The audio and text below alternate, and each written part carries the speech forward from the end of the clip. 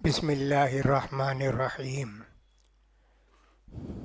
अल्लाह के महबूब और चहीते बनने के लिए बहुत सारे काम करने पड़ते हैं, और जब अल्लाह की मोहब्बत हासिल हो जाती है तो अल्लाह की मेहरबानी से हमको जन्नत भी नसीब हो जाती है।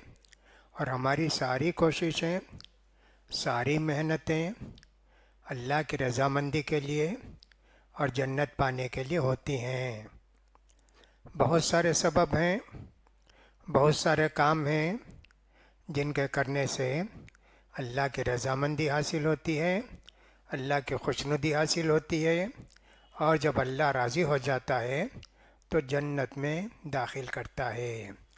तो उसमें से 10 बातों का हमने कहा कि बहुत अहम बातें 10, उसमें से छठी बात कल बताए थे, अल्लाह की नेमतों को जानना। अल्लाह ने हमको क्या क्या नेमतें दी हैं। वइन तउद्दू निअमतल्लाहि ला तुहसूहा। अगर अल्लाह की नेमतों को गिनना भी चाहोगे तुम उनका शुमार नहीं कर सकते।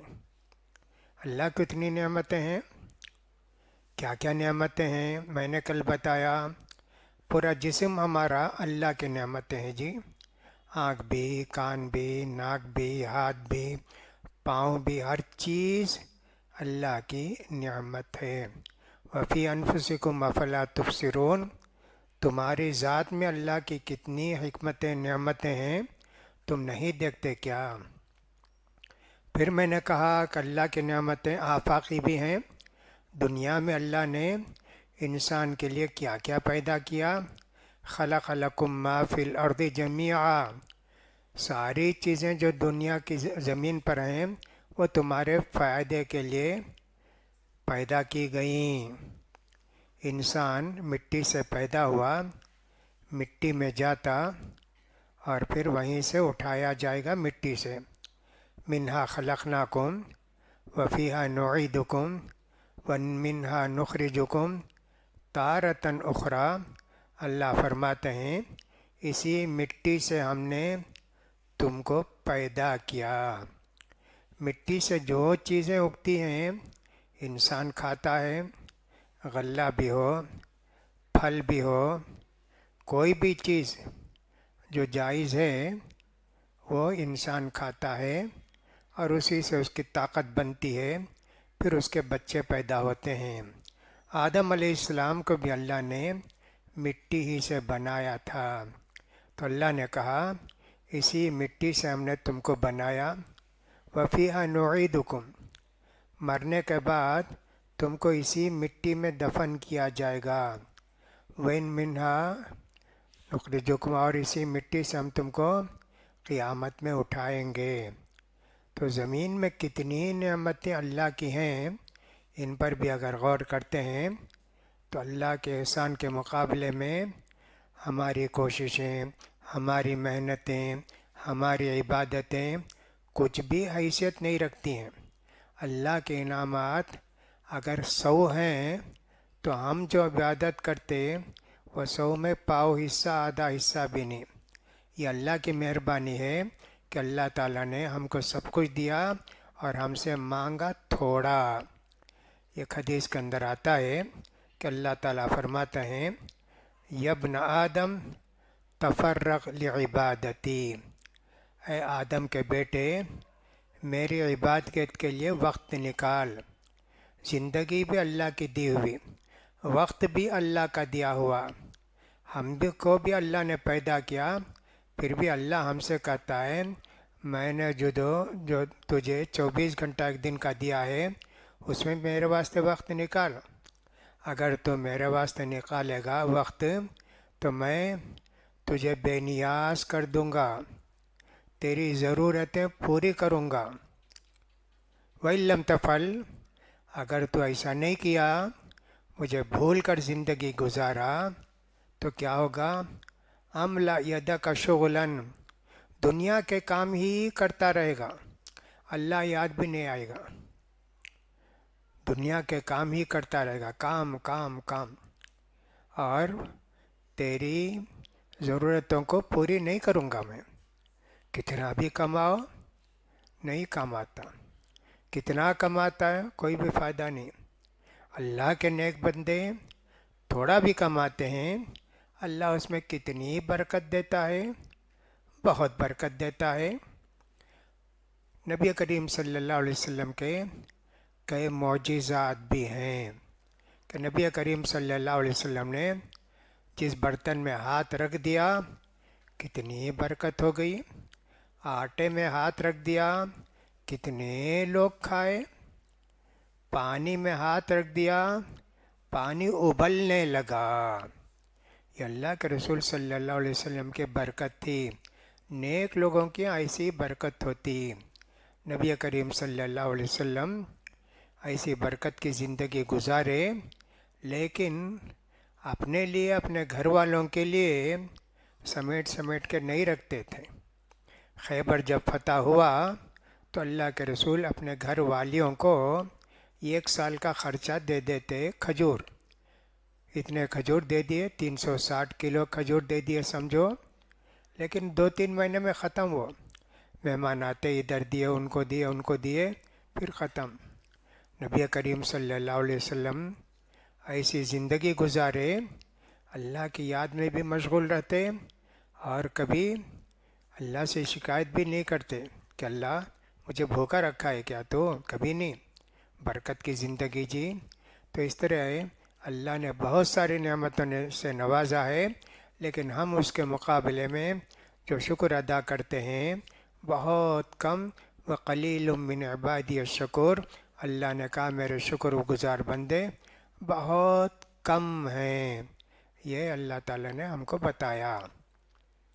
پھر اس کے بعد 7ویں چیز ہے اپنے آپ کو اللہ کے سامنے عاجز اور اپنے آپ کو اللہ کے سامنے گرا دینا، انکسار القلب بالکلیتی، پوری طرح اپنے آپ کو اللہ کے حوالے کر دینا۔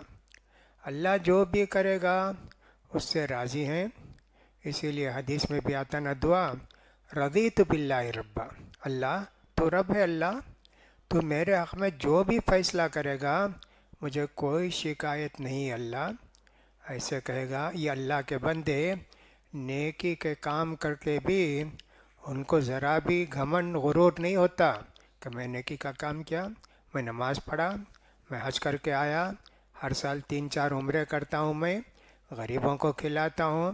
نہیں جی، ایسے لوگ کبھی اپنی عبادت میں کبھی گھمنڈ اور غرور نہیں کرتے، بلکہ ان کو ڈر اس بات کا ہے ہم نے جو کیا اللہ قبول کیا کیا۔ والذین یؤتون ما آتوا وقلوبهم وجلة انہم الی ربہم راجعون، اللہ کے نیک بندے کتنا دیتے جی، لیکن ان کو ڈر ہے کہ اللہ کے جائیں گے تو اللہ اگر ہم سے کہے تو دکھاوے لے کیا، اتنا اخلاص تمہارے دل میں نہیں تھا۔ اللہ کے نیک بندے نیکی کر کے خوش ہونے کے بجائے ڈرتے کہ اللہ تعالی ہماری عبادت کو ہمارے چہرے پر مار دیا تو کیا ہوگا۔ جیسے کہ امام ابن قیم رحمۃ اللہ علیہ فرماتے ہیں، آدمی نماز پڑھتا ہے، کتنا ثواب اس کو ملتا ہے؟ کہا کہ صاحب کسی کو 10 حصہ ثواب، 10 میں 10، کسی کو 9، کسی کو 8، کسی کو 7، کسی کو 6، کسی کو 5، کسی کو 4، کسی کو 3، کسی کو 2، کسی کو 10 میں 1 نمبر ملتا۔ جتنی ہمارے خلوص ہوگا اللہ کے سامنے کھڑے ہو کر عاجزی کے ساتھ، فروتنی کے ساتھ اللہ کی عبادت کریں گے، اتنا زیادہ ہم کو ثواب ملے گا۔ اسی لیے اللہ کے رسول سے پوچھا گیا مل احسان، اللہ کے رسول بہترین کام، اچھا کام، اللہ کو خوش کرنے والی عبادت کیسی ہے؟ کہا تعبد اللہ کأنک تراہ، جب تم نماز میں کھڑے ہو جاتے ہو نا ایسے سکون کے ساتھ کھڑو جیسے تم اللہ کو دیکھ رہے ہو۔ فَإِن لَمْ تَكُنْ تَرَاهُ فَإِنَّهُ يَرَاكَ، اتنا تم کو اندر حوصلہ نہیں ہے، طاقت نہیں ہے ایمان کی، یہ تو سوچو کہ اللہ ہم کو دیکھ رہا ہے۔ یہ اللہ کے رسول نے فرمایا۔ اسی طرح سورہ مومنون کے اندر بھی اللہ نے فرمایا والذین فی صلاتہم خاشعون قد افلح المؤمنون الذین هم فی صلاتہم خاشعون۔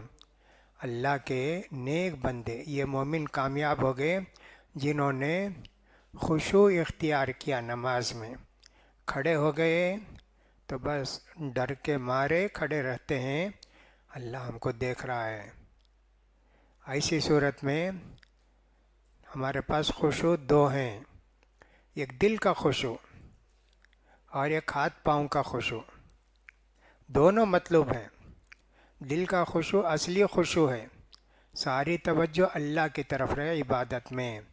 بندہ میں عاجز ہوں، میں ناقص ہوں، اللہ کامل ہے، میرا رب مہربان ہے، مجھے نماز پڑھنے کی اجازت دیا، حکم دیا، یہ میری بہتری کے لیے دیا، اس نماز کا کتنا ثواب ہم کو قیامت میں ملے گا، یہی سب سوچتے رہتا ہے، یہ دل کا خشوع ہوا۔ پھر ظاہر کا خشوع، آدمی جب کھڑا ہو جاتا ہے ہاتھ باندھ کے، پھر ویسے ہی کھڑے رہتا ہے، پھر نہ کھجاتا ہے، نہ یہ کرتا ہے، نہ ادھر دیکھتا ہے، نہ ادھر دیکھتا ہے، کسی طرف دیکھتا نہیں جی۔ سجدے کی جگہ اس کی نگاہ رہتی ہے، آخر نماز تک وہیں رہتی ہے، تشہد کے وقت انگلی پر نگاہ رہتی ہے، بس یہ خشوع ہے۔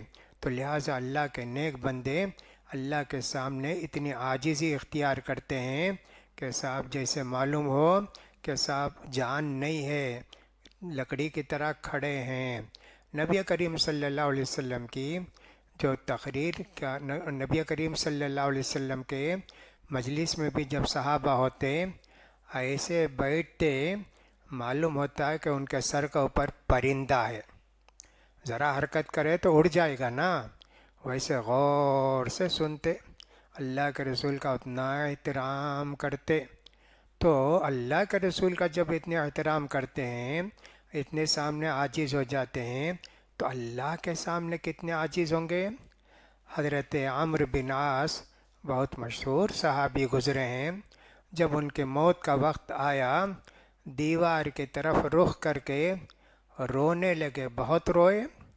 ان کے لڑکے نے، عبداللہ نے پوچھا، دوسرے نے پوچھا، ابا جان آپ نے تو بہت اچھے اچھے کام کیے، نیک کام کیے، کتنے ممالک کو فتح کیے، کیوں آپ روتے ہیں؟ اللہ سے رحمت کی امید رکھیے۔ کہا میرے 3 حالات گزرے، 3 دور گزرے۔